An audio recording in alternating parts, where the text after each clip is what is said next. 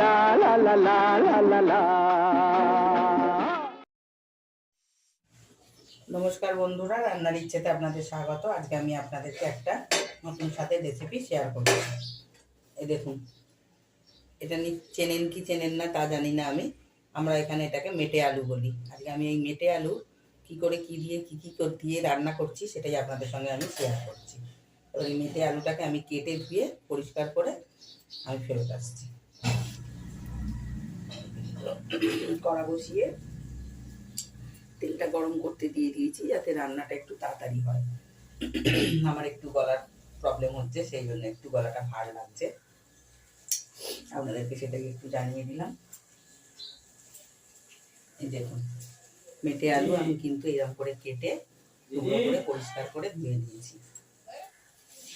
মেটে আলু আমি কিন্তু চিংড়ি মাছ দিয়ে করবো। আমি এখানে চিংড়ি মাছ নুন হলুদ মাখিয়ে রেখেছিলাম, আমি চিংড়ি মাছগুলো একটু সাঁতলে নিচ্ছি।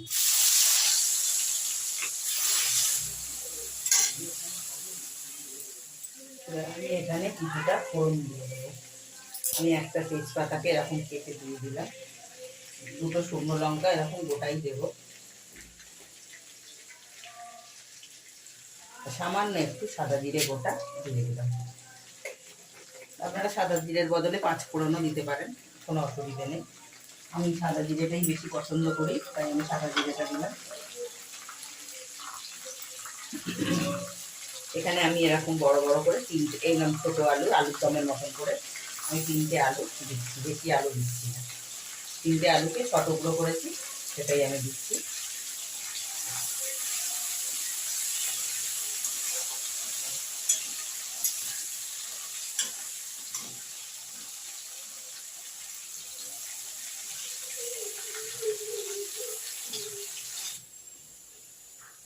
আলুগুলো ভাজা হয়ে গেছে, আমি আলুগুলোকে একটু তুলে নিচ্ছি।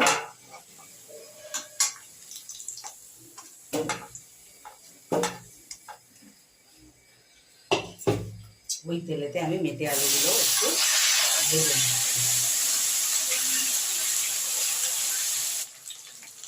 কারণ আমি কিন্তু চিংড়ি মাছগুলো এরকম সাঁতলেই নিয়েছি, আমি কিন্তু ভাজিনি। আমার মেটে আলুগুলোও কিন্তু একটু সাঁতলানো হয়ে গেছে, খুব লাল কটকটে করে ভাজবেন না। দেখুন, এইভাবে একটু দুটো রকমের আলুই একটু ভেজে নেবেন।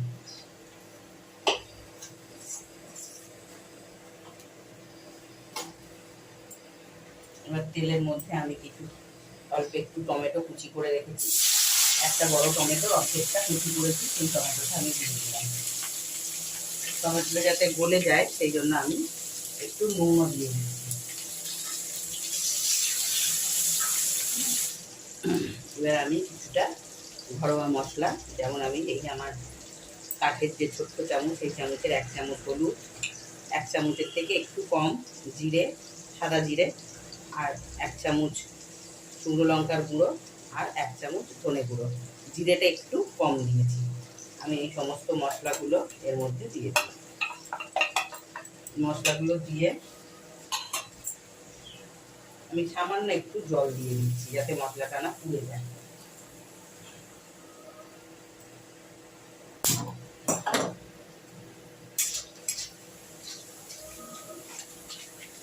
আমি খেয়াল করিনি আমার গ্যাসটা নিভে গেছিল, সেই জন্য আমি আবার গ্যাসটা একটু জ্বালিয়ে দিলাম।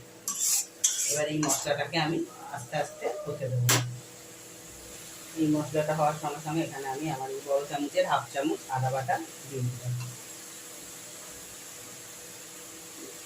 এবার সব মশলা দেওয়া হয়ে গেছে, এবার আমি আস্তে আস্তে এটাকে তেল ছাড়া পর্যন্ত মশলাটাকে একটু কষতে হবে।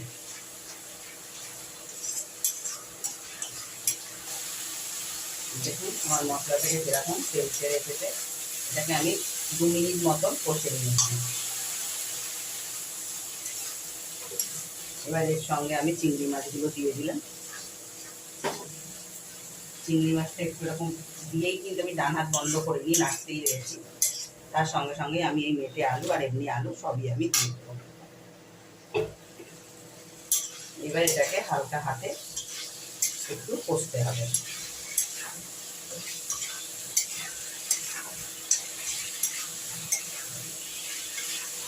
চিংড়ি মাছ যে বাটিতে রেখেছিলাম আমি একটু গরম জল নিয়ে সেই বাটিটা দিয়ে আমি জলটা একটু দিয়ে দিলাম।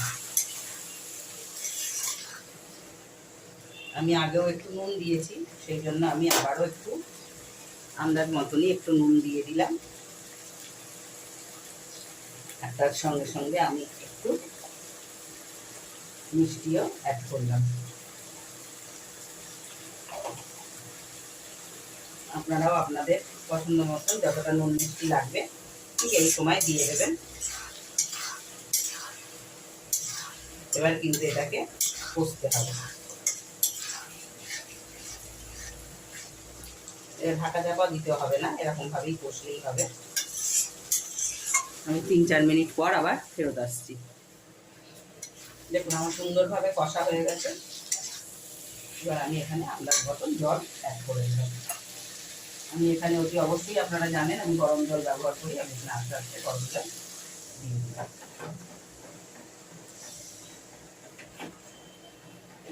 আর নুন মিষ্টিটা অতি অবশ্যই চেক করে নেবেন। এবার এটা কিন্তু ফুটে উঠলেই একদম রেডি।